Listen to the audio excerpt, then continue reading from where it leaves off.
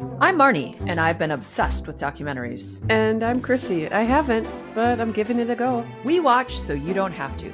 Or maybe you do, and just want a completely fact-free synopsis. Expect spoilers and tangents. Because we're not here to educate. We trade accuracy for entertainment every time. This is the Gist Project.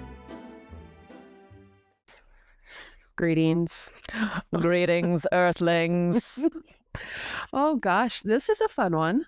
It is. Yeah. I enjoyed this show. This is really good timing because we can say, well, we don't know when this gets released, but right now it's around Halloween time for Sure us. is. It sure is. Yep. Which you can see that I changed. Oh yeah.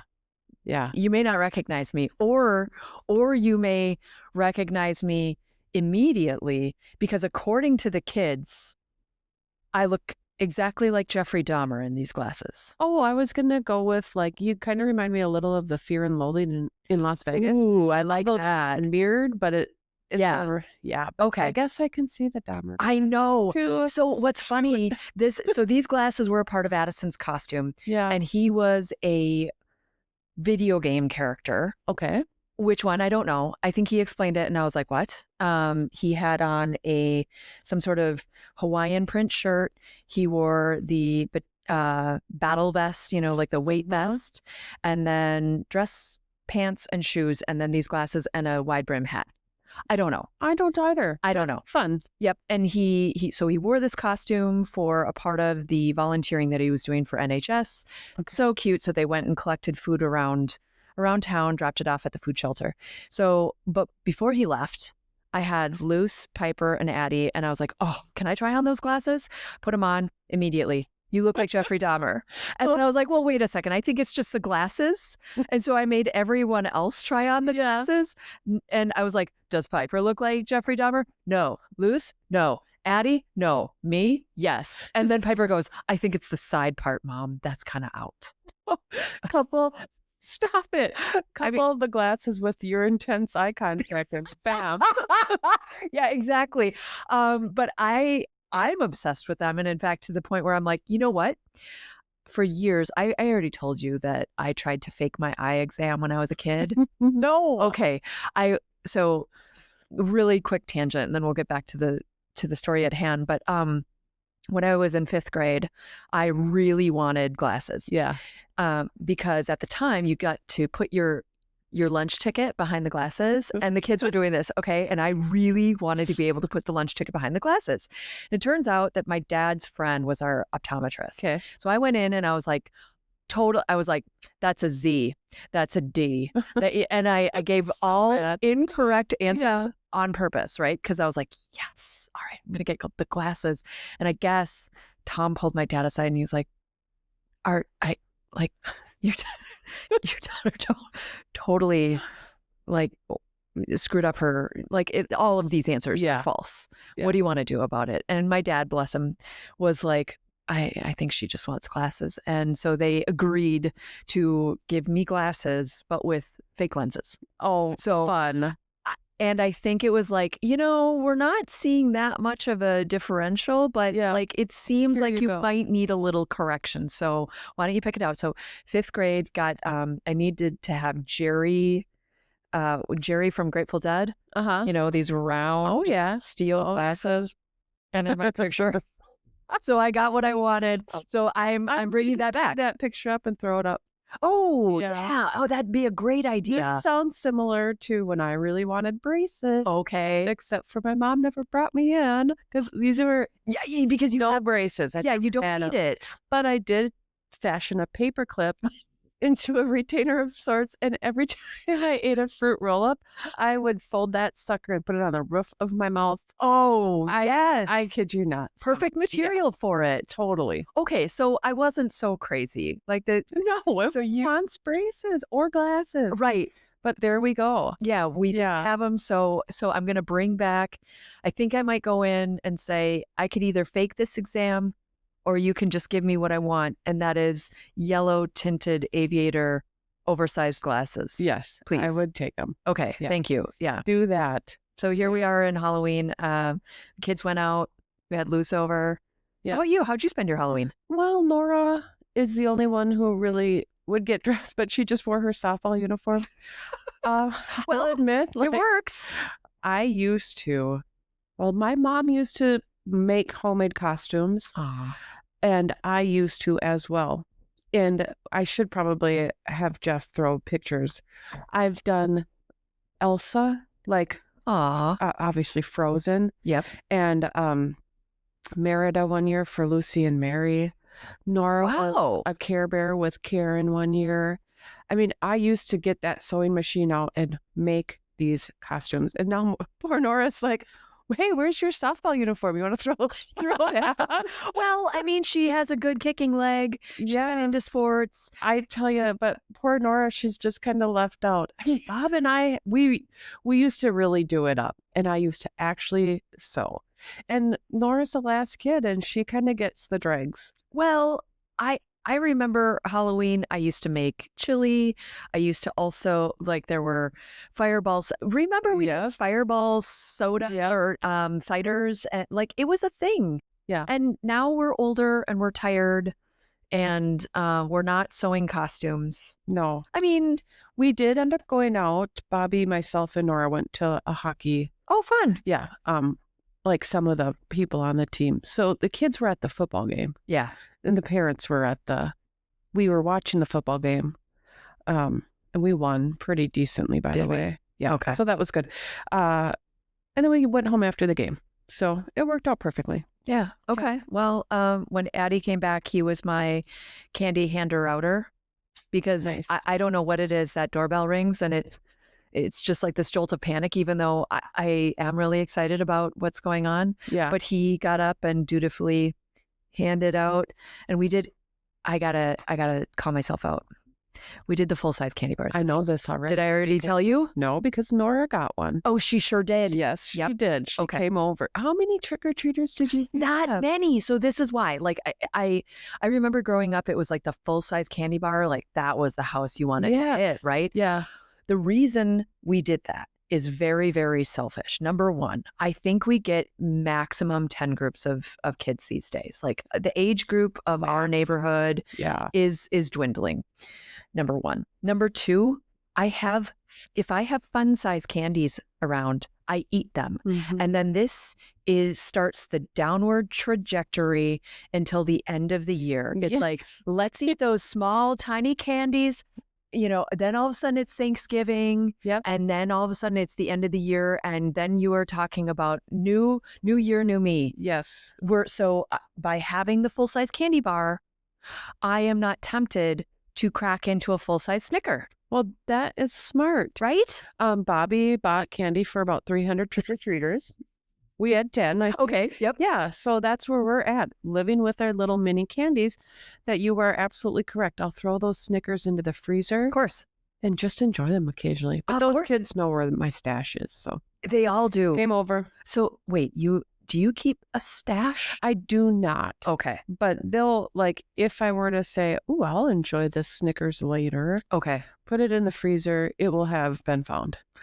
So you know who stashes things, right? Somebody will get Monster cookies for his Saturday night and stash them.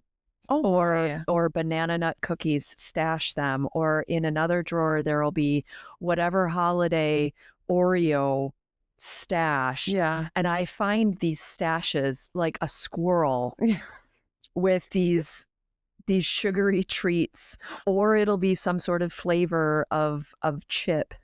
They're all over. So I just didn't know if your stash was like, Jeff level stashing or no. like I need a couple Snickers. I feel like occasionally Jeff is probably surprised by his own staff.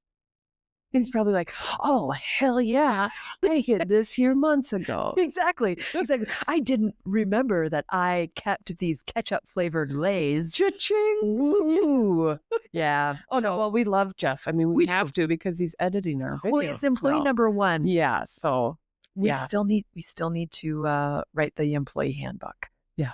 He'll enjoy that. Yeah, he will. Well, he'll have to sign it. Well, it's HR. Yeah. Yeah. We've got policies. This is not some do what the hell you want show. Yeah, This is professional. This is serious. Yeah. Look at this wow. lighting setup. Boy, oh boy. Okay, so we had Halloween, and we also watched what also seems to be kind of a frightening situation. Storm Area 51. Yes, this again. Thank you, Trainwreck series on Netflix. Yes. For bringing another documentary, Storm Area 51, like you said.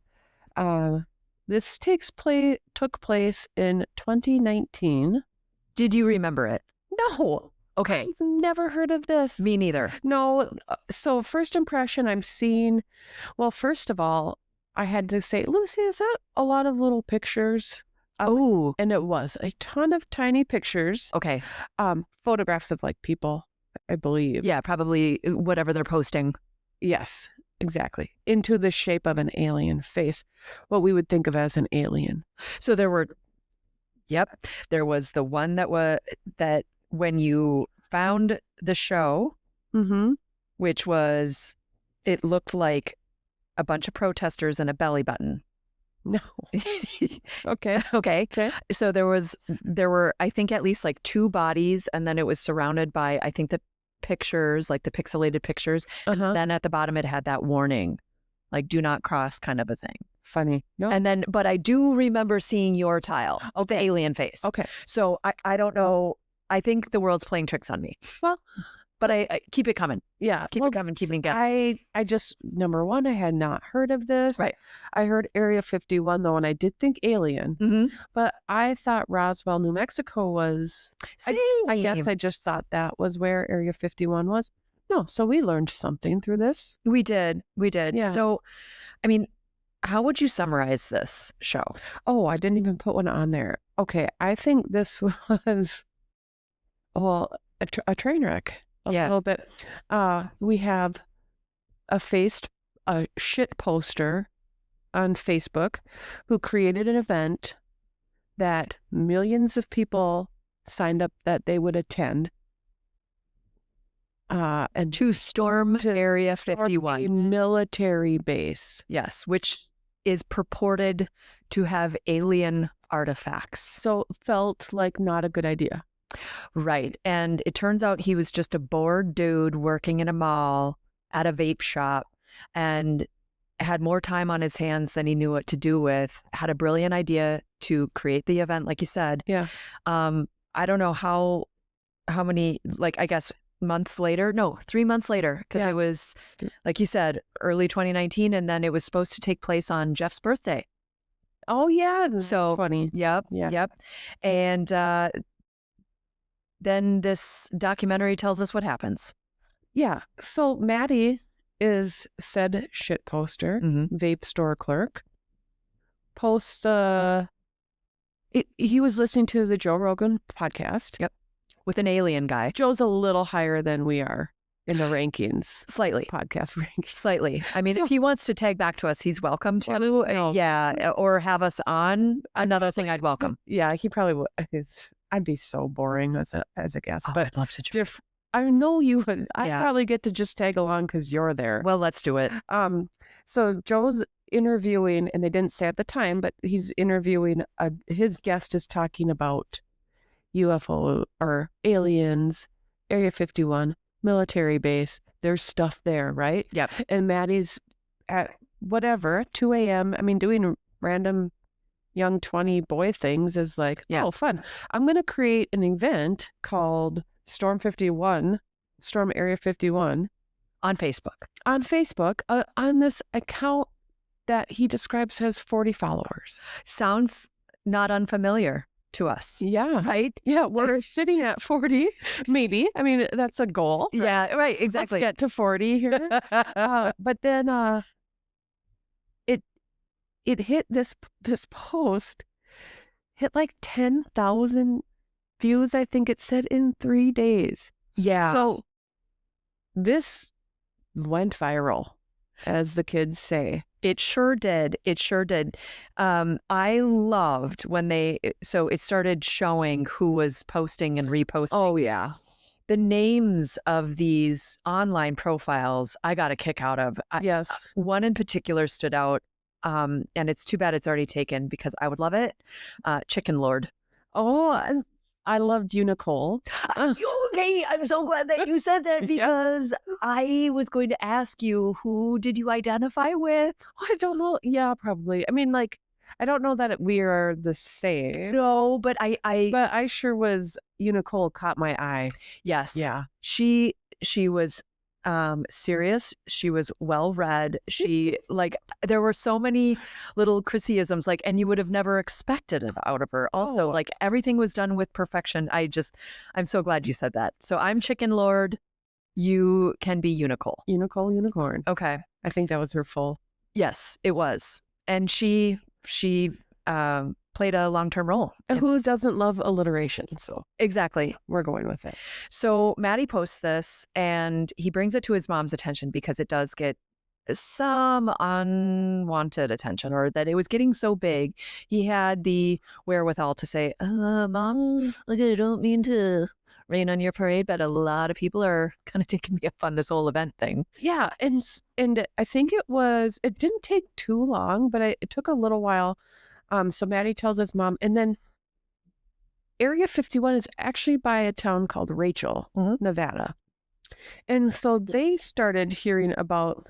Oh, that was a bird. It survived. It bounced off and it kept flying. So I don't think there's anyone laying outside on our deck. You got it. Yeah. And, all right. Keep trying. Yeah. It was the aliens coming to get us. Like, stop this podcast now. The FBI. But people in Rachel, Nevada, well, or maybe they kind of, two things happened. People started calling the alien in Rachel, Nevada. Yep. And Connie West. Yep. And talking to Connie and reserving campsites. She seemed automatically irritated by the business influx. Did you get that sense? Like, all these people are calling me and I don't have time. And it's like, but isn't this exactly what you want as like a campsite?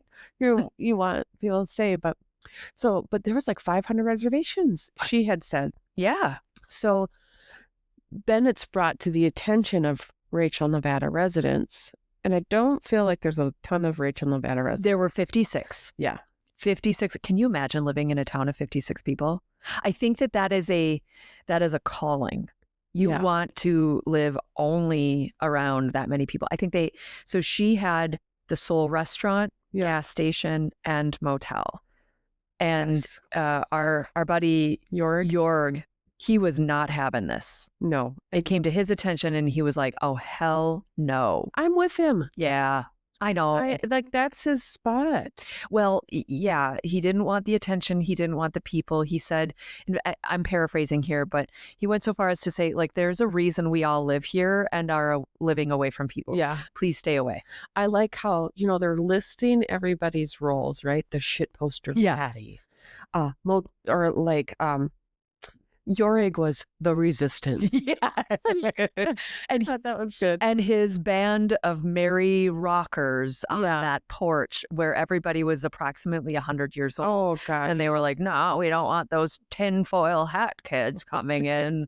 And they're just kind of rocking and they were not having it. Yeah. Like, thou shall not come. No. So we are kind of gearing up for a fake event to happen in a fake, not on a real day. It's supposed to happen on November 20th. Yeah. September 20th. Excuse me, September at 20th. 3 a.m. Yes, at 3 a.m. They can't stop all of us. That's right. That was the subtitle. So there are these people who are actually planning to go to Area 51 and storm it because the theory is they can't stop all of us. Right. This keeps gaining attention. The mainstream media picks it up. Yeah. Well, it just is. It spirals. It spirals. So, as much as I want to be Chicken Lord and I want that name, I would actually give myself the persona of Zeke, the vice producer. Yeah. The guy who was like, I am in it. Like, what is this thing? This comes down to the snowball effect. So Maddie posts the event. Everybody spirals out of control. Anything from, I want to see the aliens, to let's storm, to let's party. I mean, you've got all walks of life and levels of interest in this thing. Yep. And what And the way that Zeke described it was, memes come and go. They get their flash in the pan moment of fame. But because this was an event, it then created this energy and momentum of which, to your point, this thing didn't really exist. The infrastructure of an event was not real. It's just like, I guess we're going to go to this place and I guess we're going to storm it because they can't stop all of us.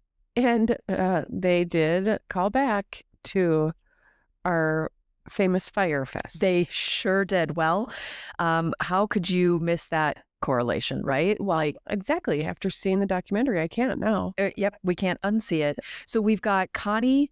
So Disco Donnie. We got to bring in Disco Donnie. Yes. And his robe. So he's called in because he's like the EDM connoisseur. Like the promoter. The promoter. Title. Yeah. And he was kind of walking around his pool deck in his floral robe with a drink that had an umbrella. Yes. I mean, he was living the dream. Absolutely. He should be wearing those glasses right now. He probably has a pair. He probably does. Yeah. So he does say reality, this is going to take 8 months, and they had 8 weeks. Yeah. Yeah. So they were sprinting against time. Yeah. They get a hold of Connie, she was not on board at first, but then I think she saw the dollar signs. Oh yeah. Of like, wait a minute, this thing could happen. And I've got these guys. All I need is the land and the permit and the alcohol license, I think. Done. As far as she was concerned. It came to the attention of Jorg and his gray hairs, and they said, nope, not on my watch. Meanwhile, I think Donnie and Maddie were actually going to try to give this thing a go. Well, yeah, I mean, Pornhub sponsored $70,000 towards this, which Donnie says would get a stage and a couple of workers. Right. And like on that note, did you know about alien sex? Well, they brought it there. They brought it there where this thing became so viral that not only did Burger King and, I don't know, Pringles and whatever else, like there were all kinds of celebrities and brands weighing in on this. But then you've got porn being created with aliens with an 81% rating. It went from like 0 searches to 160,000 searches for aliens. No, I didn't. No. Spoiler. I didn't know about alien porn. And I still can't say that I looked it up. Zero interest. Yeah. I would be curious, like, if it's still a thing. And now, because of this, all of the alien people can kind of wave their freak flag, which is, hey, if you're in alien sex, like, you do you. Yeah. You do you. That's totally fine. You do you. Yeah. On that note, there was clap them alien cheeks. Yes. That's that. So it kind of, all of these idioms started emerging as a result of this movement. Clap them alien cheeks. I can't even say that with a straight face. No. But people were into it because do you remember the battle plan? Yeah. Yes and no. We had different factions. Yeah. And wasn't one of them the Karens? I wrote them down because I had to pause it. Then I need you to tell us the battle plan. Okay, so the battle plan, and so we've got a couple of streams going in this documentary. Number one, we've got the people who are like, we better stand this thing up, right? Yeah. Maddie, Donnie, Connie, and then the people who are trying to stop it. So there was like, how do we actually throw the thing? Then you've got the people, the content creators, I should say, who were looking to make this a thing, right? And then you've got these wackadoodle internet people who were, I don't know, also bored and creating things. So therein lies the battle plan of how they're going to, quote, storm Area 51. And I need to pause because before people knew who Maddie was, remember he had come out in his neighborhood with his long hair and a robe, maybe a costume, and did a Naruto run, which is an anime run. So it's like running with your chest forward, arms back. Yep. And that's kicked off a whole set of memes. It sure did. And then now we've got now Please walk us Now through we've the now we've got the battle plan. So the battle plan was someone's grand idea, and I mean it was a pretty basic sketch. So I'm not going to overindulge this person with their creativity. However, there were 9 factions. First, the Kyles go in. They are driven by monster fuel, typically, okay, and energy. So they were the berserkers. Okay. If we were to go back to using the Norwegian/Scandinavian battle cry. Next, they were going to send in the anti-vax kids. Okay. So that was faction number 2. The third were the Karens. So they also kind of described how they would go in, how dare you, kind of a thing. Fourth, the crackheads. Oh, okay. Fifth, people armed to the teeth. So these are the people with the pictures of the guns where we started to see unfold as well. Sixth, rock throwers. Okay. Seventh, furries. Oh. Eighth were the Naturo runners. So I guess that's its own faction of people. And then ninth, and I don't necessarily know what this means, but burst of life. Okay. I think that was maybe like if we're all going down in flames, like similar to the Kyles. Let's ejaculate together. Yes, the porn, right? Yeah, no, bursts of life. Yes, good God. Okay. I don't know. So these were the 9 factions, as described, with color blobs and rudimentary lines to go into this military base. Yeah. God, I mean, really? It made me uncomfortable. Of course. It made me uncomfortable to think, oh, are they going to do this? And then from Connie's perspective too, I was like, that's really stupid. Yeah. Where are they getting the electricity from to like think that they're going to do this? And again, after watching Fire, we know like you just need the infrastructure. Toilets, electricity, water, medical. I mean, think about enough gas for all of these people to leave safely, let alone get there and sustain healthy, productive lives. But where are their parents saying you can't do that? Where are you staying? Well, we should have parachuted you in. Yeah, like no. Like, well, this is unsafe. Plan. Right, yes. exactly. What is your plan? You're going to drive to the middle of the desert, storm a military base at 3 a.m. Yeah. That is a legit where are your parents kind of question. The thing is, I don't think these were kids. I think these were grown-ass adults. Still. I know that. You're right. They were older. But I would imagine a good percentage of these people probably still lived with their parents. I think you're right. In which case, it would be perfectly appropriate, because they're living in their parents' basement, for the parent to be like, and how are you doing this? You don't have a job. Like, how are you even? Don't worry, Mom, I'm live streaming it. Smash like and subscribe. I'm going to be in the Kyles. Check it out on YouTube, Mom. Oh my gosh. I know. Yeah. As they were going there too. So speaking of the infrastructure, as they were going there, I mean, we're talking 3 hours away from Las Vegas. Yeah. I kept coming back to one of the most horrific movies I will never watch again in the history of my life. And that is The Hills Have Eyes. Have you seen that movie? No. Don't. Oh. Well, I mean, for those who like horror movies, it's probably a good one. I might watch it then. It is a little end of life because the premise is that people lived near the area where bombs were being detonated. Therefore, they were genetically mutated and were murderers. Oh. And it's this family of inbred people, and they happen upon, or this normal tourist family happens upon their lair, and the events unfold. I'll just let your imagination run wild. Yeah. It was I think it's the only movie I've ever walked out on. Really? Like, I was terrified. Yes. Oh, well, then I will have to. And I was an adult. Just to see what got you going. Yeah. Okay. All right. It's The Exorcist for me, by the way. Oh, no. See, I love that. Yeah. Not my favorite. Let compel you. My dad let me watch it when I was 10. Oh. And it really got into my head. I really thought anybody could be possessed. Well, what was for even thinking about like a Ouija board? Yeah. It was bad. Well, yeah. I bet he was thinking like, this is a good introduction to how religion can really, learn something. I don't know. Just thinking at all. Okay. He's probably like, oh, I want to watch this. late. Here we go.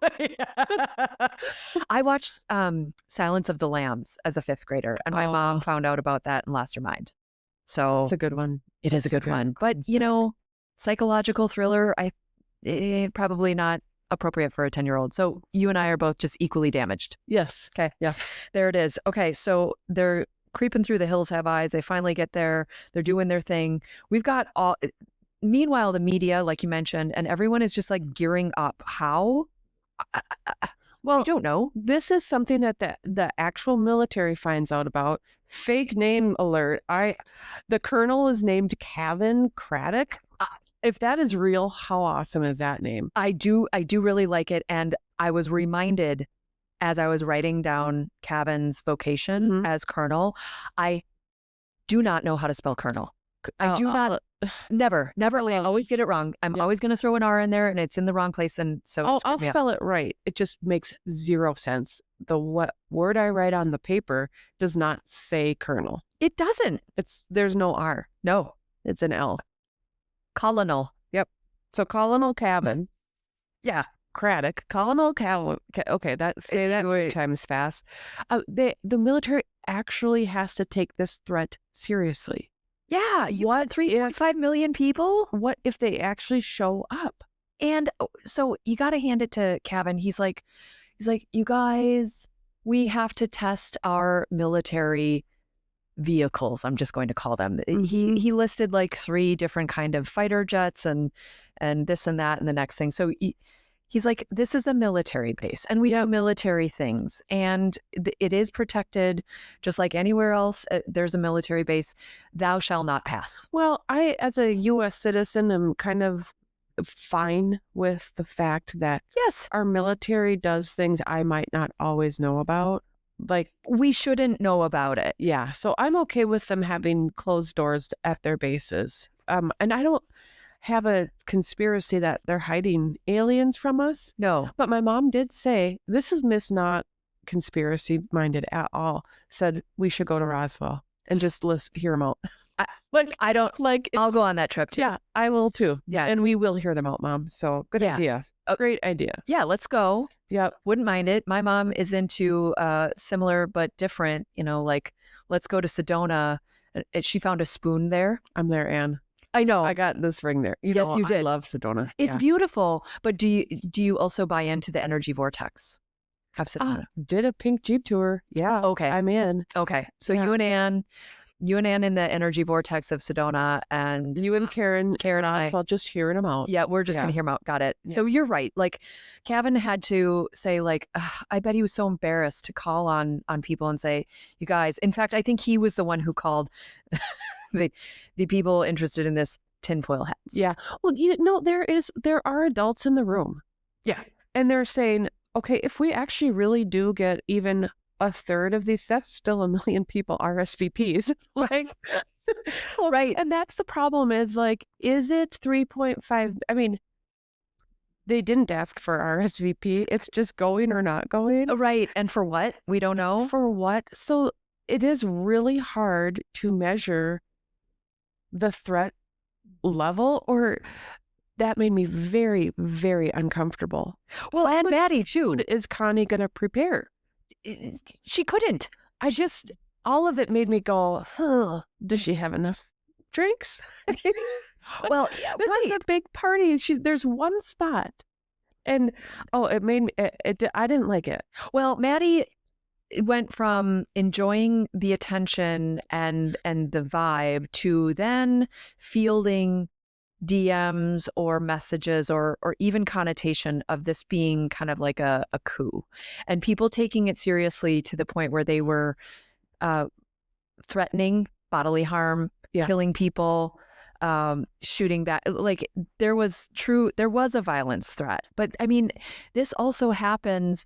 People say it, and I know at the end of the documentary they kind of get into it where it's like, if it said, you have to treat it like a threat these days. Yeah. So there was this fine line of which no one can really say yes or no to, of should we do something, should we not? And there were 12 officers. So one sheriff, 12 officers in this teeny tiny little area of Rachel. And to your point where like this blows up out of proportion, the FBI showed up at his house. Yeah, and that was like queuing episode 2. I didn't know there were 2 episodes to this thing, by the way. Yeah, but they show up, and then he really does have to take this seriously. So what would you do? You'd call the ufologist. Right. Obviously. Right. When you're worried about the law being at your door. I'm going to call Jeremy Corbell. Yep. The ufologist who happened to be the guest on the Joe Rogan podcast. So he was kind of the inspiration behind this. And the guy, so I thought about this in the shower. Yeah. I was thinking about our podcast in the shower. And anybody who speaks with that much conviction, he was a good storyteller. He was a good storyteller, and he spoke with authority, and, he had muscles and tattoos and a beard, and the guy commanded a presence. So obviously he knows what he's talking about. Yeah. According to this impressionable 20-year-old tinfoil hat guy. Yep. Right? So you're right. He called the ufologist who said, man, you may want an attorney. Did he get an attorney? I can't recall, to be honest. Okay. Do you need one if you've got Frank DiMaggio? Oh, Frank. He comes in. He does. Frank equals Donnie out. Yeah. Right? Because Frank essentially caught wind of this thing. Well, Donnie and Connie.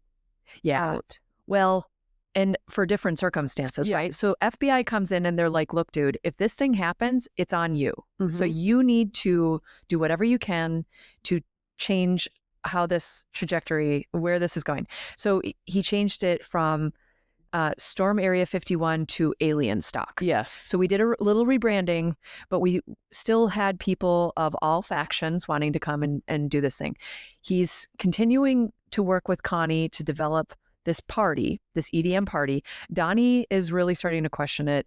And Connie is being faced with bills because they got the permit. Yeah. Despite all of the residents. So Jorg had to back down. Jorg and all of his gray hairs had to back down. And so they're going through with the party, but then realize there's no way they can pull it off. So that's how Frank comes in. Yeah. How Frank was called in, like, that was unclear to me. But Frank got on. Frank and Connie didn't get along, and Donnie saw this as his immediate exit strategy. Yeah. I'm out. Frank's came on because my cousin knew somebody who knew somebody. Is that what it was? I know. I have no idea. Okay. It just seems like, well, call this guy in Las Vegas. Frank DiMaggio. And he was seen with a lot of celebrities. Yes. But without, like, what does he do? And I think, was that Donnie's observation? Yeah. Like, I didn't really know. Yeah. So Frank is like willing to do this, but the problem is not in Rachel. Right. He's like, oh God, you guys need everything. Yeah. I got a place in Vegas. Yep. I got a place in Vegas. I got my people. Yeah. I've got it. I wrote down that he has investors. There we go. Investors interested in this, in this big party. Yeah. Let's circle back to the commissioner. Another fake name. Yeah. Varlin Higbee. I loved it. These are great. Yeah. I am wondering if they are fake because I love them. Yeah. Name-wise. But anyway, yeah.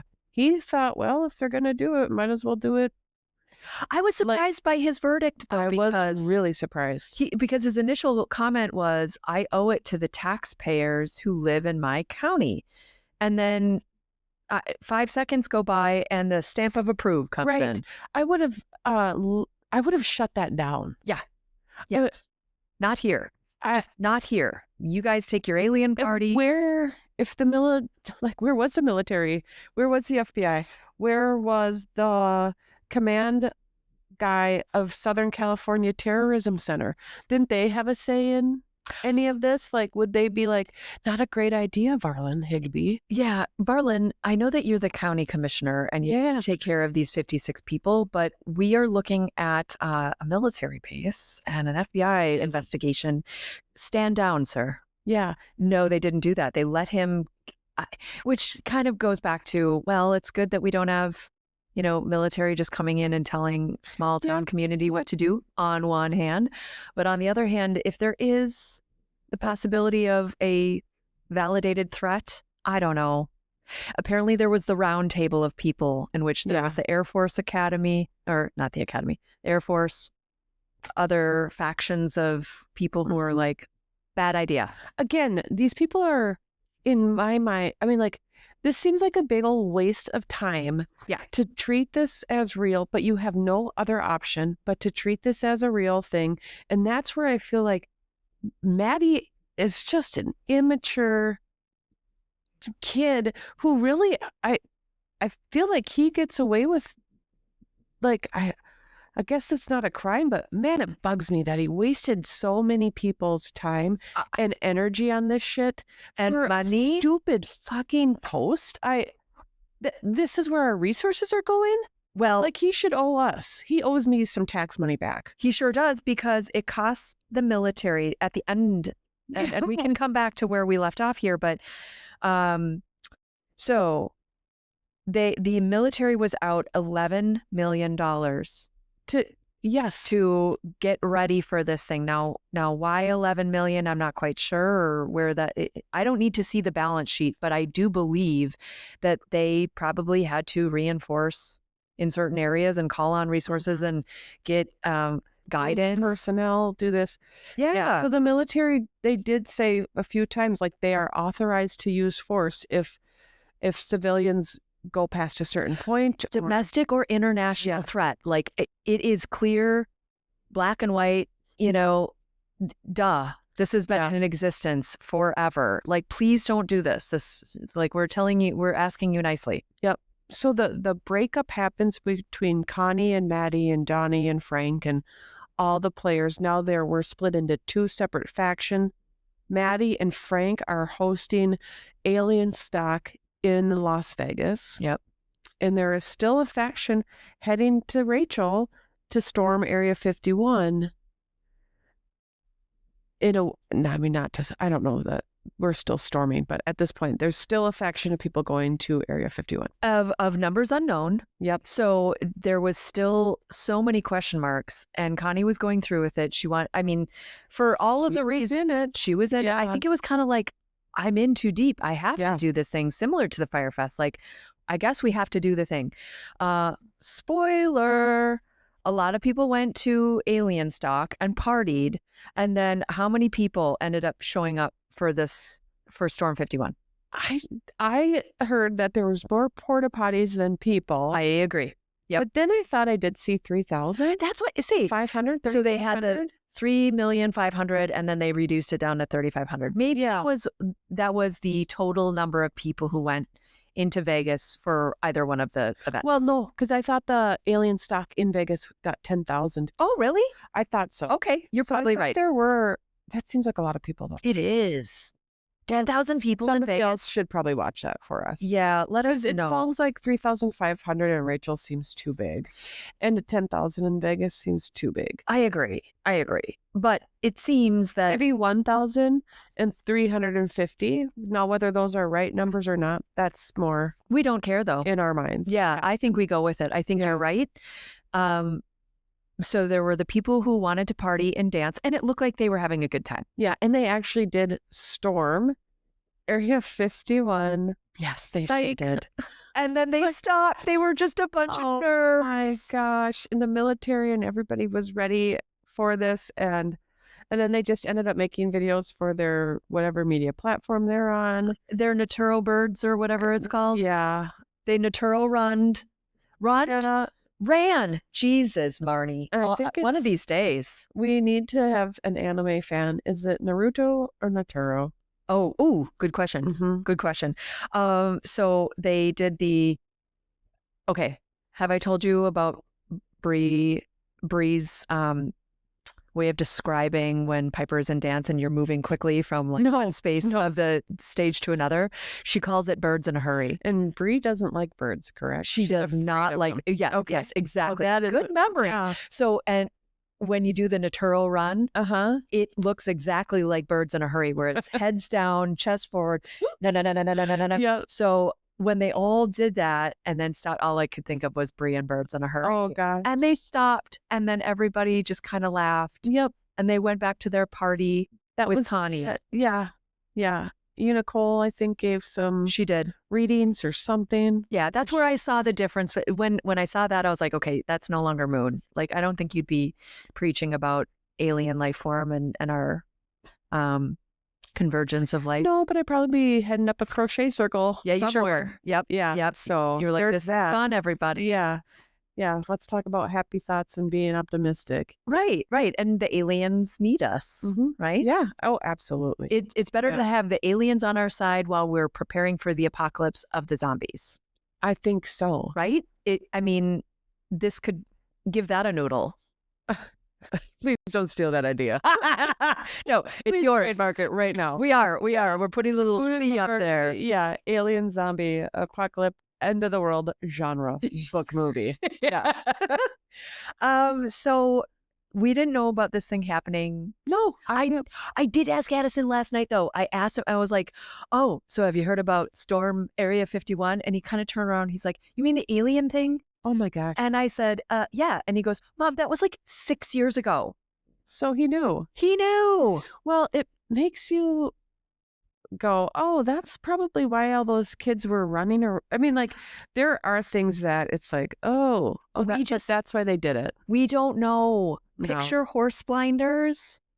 I didn't know anything. You didn't know anything. This was all happening. Yeah. Zeke was there to try to get the ultimate shot, and he was like, joke's on us, man. Yeah. Joke's on everyone. Yes. Everybody, it is, cost the military $11 million. Yeah. Lincoln County, $250,000. They were prepared, though. They had ambulance on site, a ton of porta potties. They were prepared for that tiny little party that ended up happening. Yeah. Connie won $3.4 million in a settlement against Frank. But Frank says he's never going to pay it. And Maddie is up $1,700 from selling shirts. And back at the vape shop. Back at the vape shop. In the depressing old Valley Plaza Mall. What do you think would be on Maddie's shirts?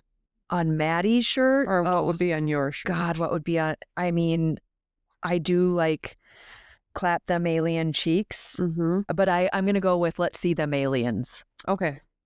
I think this line comes from Frank, but it says, my reputation in this town depends on who you talk to. Ooh.